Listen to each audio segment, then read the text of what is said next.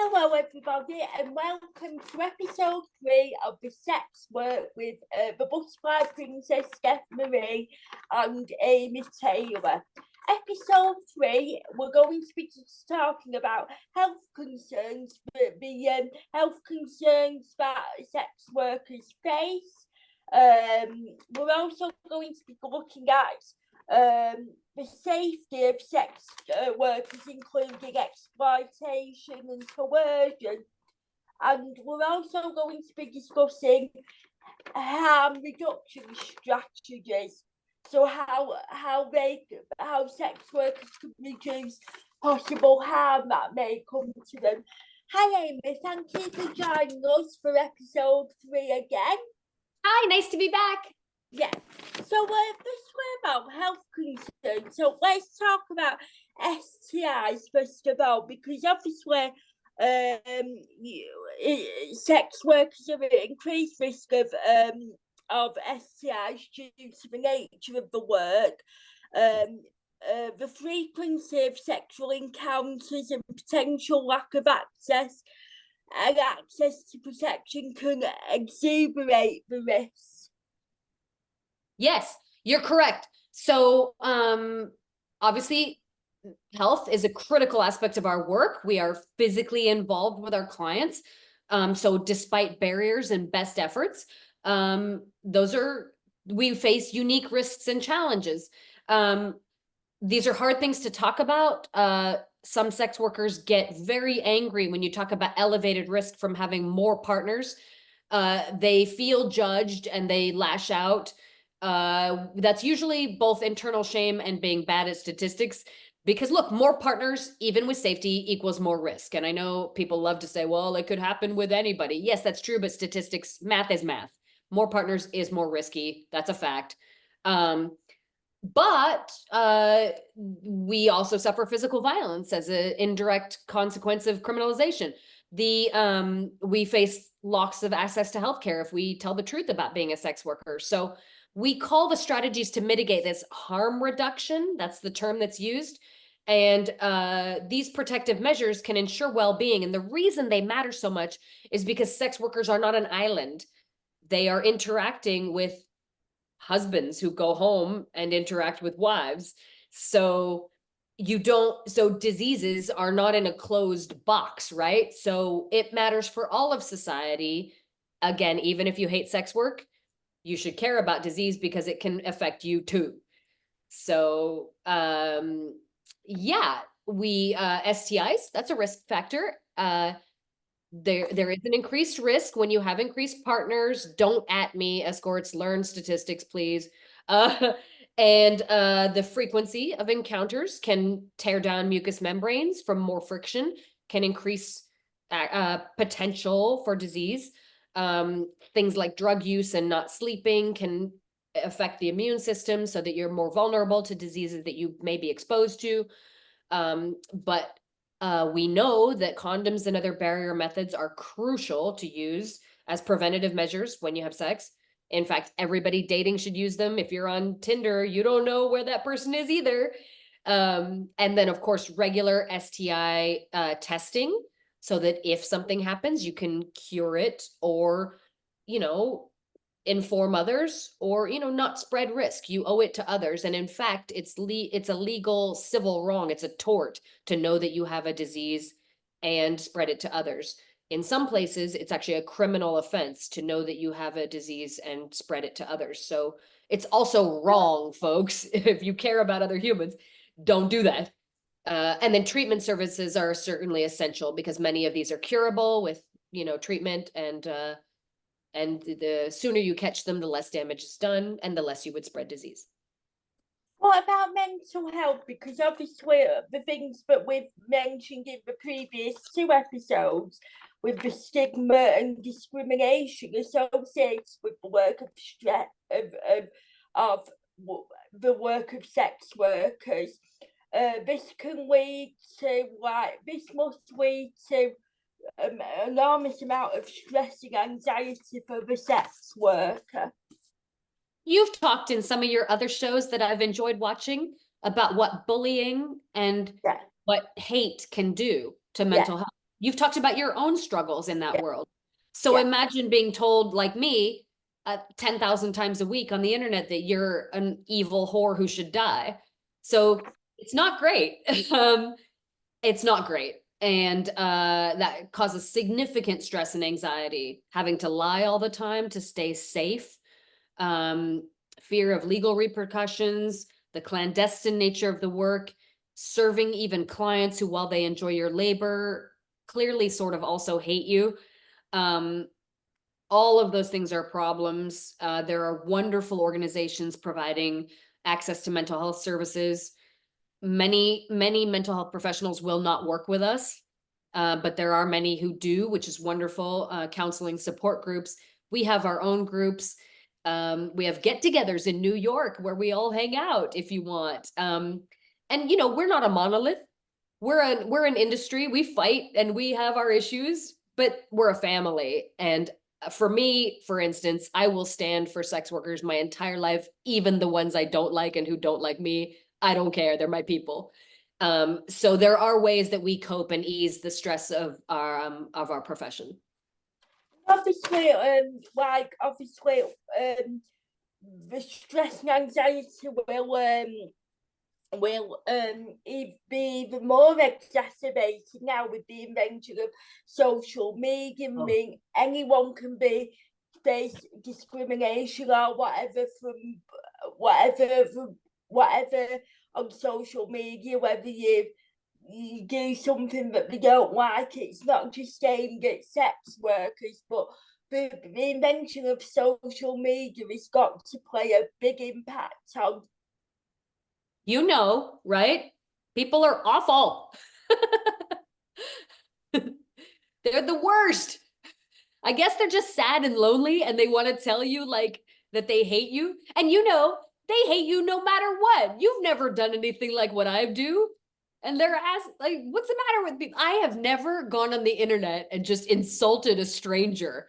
I do not spend my life doing that. And I don't know why people do.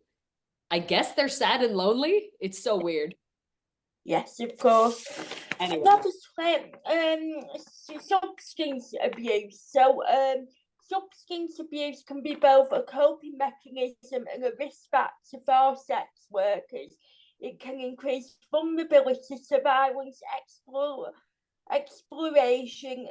exploitation, and health issues.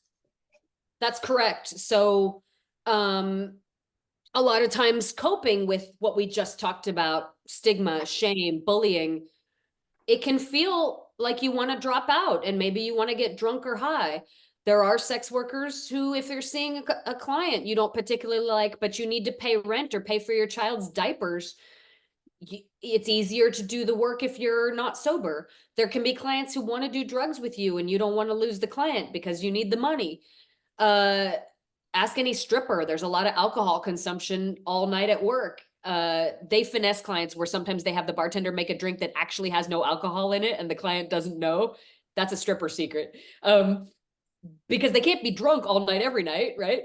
But yes, I have never used drugs. It doesn't interest me. I don't judge people who do, but I do know that it never ends well. Drug use ends 3 ways. Rehab, that's the best way. Jail or death. Pick one. And the sex workers I know, thank God there are only a few who are either their lives are ruined or they're dead. Every single one had a substance abuse problem. But that's the case in any work. That's the case in broadcast media. That's the case in lawyers, doctors. So yeah, drugs and alcohol are a problem, and yet people want to drop out and feel and get away from reality because reality is tough, right? Yeah, it really is. Obviously now, what about occupational hazard? So we'll talk a bit about violence more when we come to episode 4, which is going to be about education and training. So obviously, sex workers are in increased risk of being violated by clients because they may hate them but they don't want to admit the shame. So rather than face that shame, they'd rather take all the shame out on the sex worker. Precisely. And some people are just bad people. Luckily, they're rare. Most of us are not evil, but that exists. So yeah, there are physical. We just had a wonderful woman in Vegas killed by a client who was a military veteran, good-looking guy with his whole life ahead of him. He's in prison now. His life is over, and she's dead. And she was a single mother. It was apparently a payment dispute. She wanted more money than he wanted to pay, and he flipped and he killed her. And this happens every day to sex workers all over the world. So some of the harm reduction we've talked about, and yeah, you said we'll talk more in another episode. Ensuring safe working environments and creating emergency response systems can help. The brothels have a lot better systems in that regard. Of course. And so what about other safety concerns like workplace safety? Obviously, you know, there's some clients who want to meet up in secret and like seedy locations.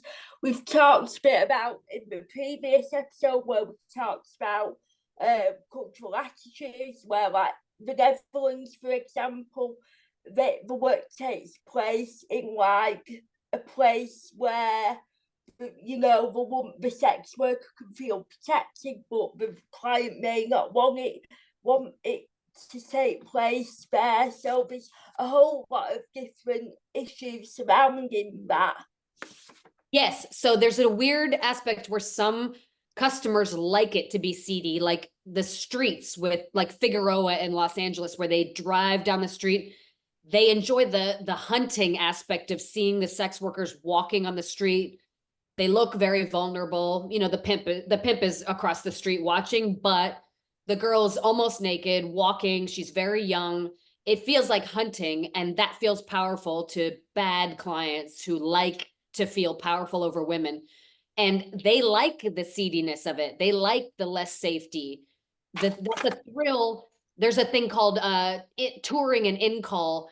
There are clients who love the idea of showing up to a hotel, to a stranger that's been seeing guys there all day, the walking down, knocking on the door, not knowing what's going to happen.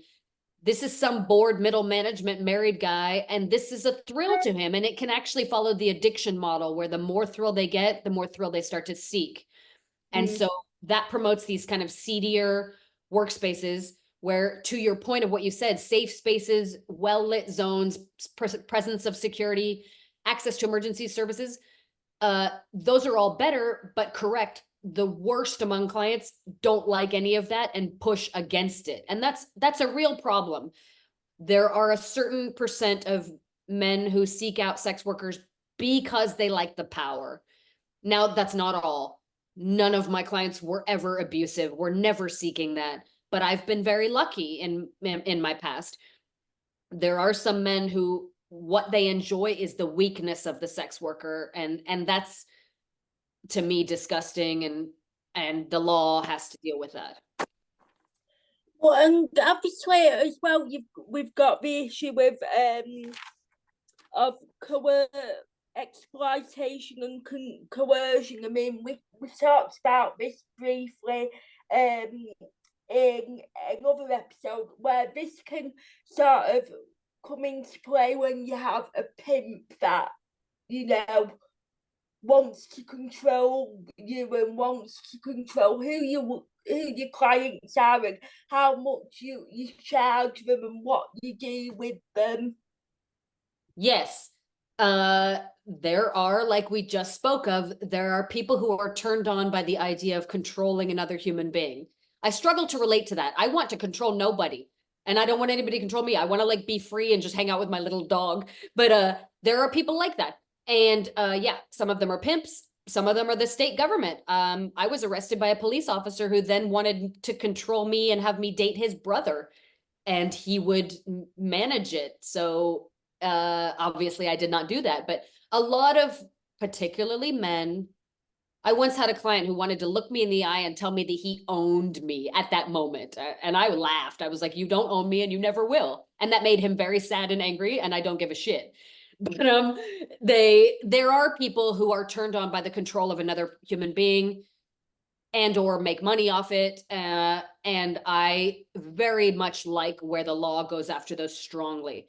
I think it's correct that in almost every society we punish abusive pimps who hurt women or men harshly, and I think we always will and always should, because that's just a bad person, right? That's a bad person. Yeah, because you mentioned that you knew of a really awful pimp who's now dead, and you now think that the world's a much better place now he's no longer here. Yep. Bye. No, I had a pimp try to demand I worked for him many, many years ago. Obviously, I told him to go stuff it because I'm not doing that. And yeah, he tried to harm me and my family.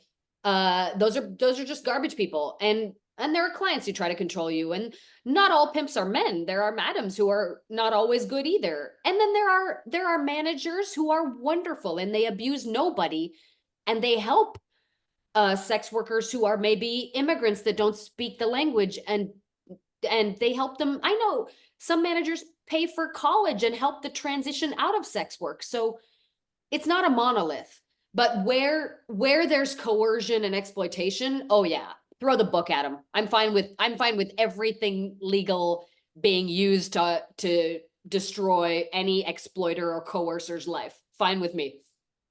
So, well, just to finish off on this episode, we've talked very much now about the health risks and the different health risks, but how can, sex workers, deal with them risks, coping strategies?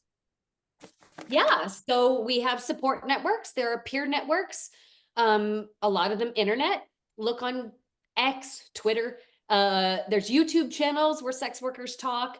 There's Instagrams.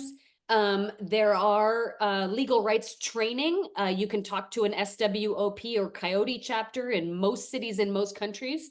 You can learn more about STI prevention, safe sex practices, learn about your legal rights. You can learn about you could take self-defense classes. There are advocacy organizations. Some countries are doing wonderful things training police officers to handle this issue with sensitivity and respect. So, there's good people doing good things in every city, everywhere. And I think if you seek it out, I would suggest anybody seek out things like SWOP or Coyote, or look at some of the advocates that have YouTube channels and Instagram pages, because we're out there.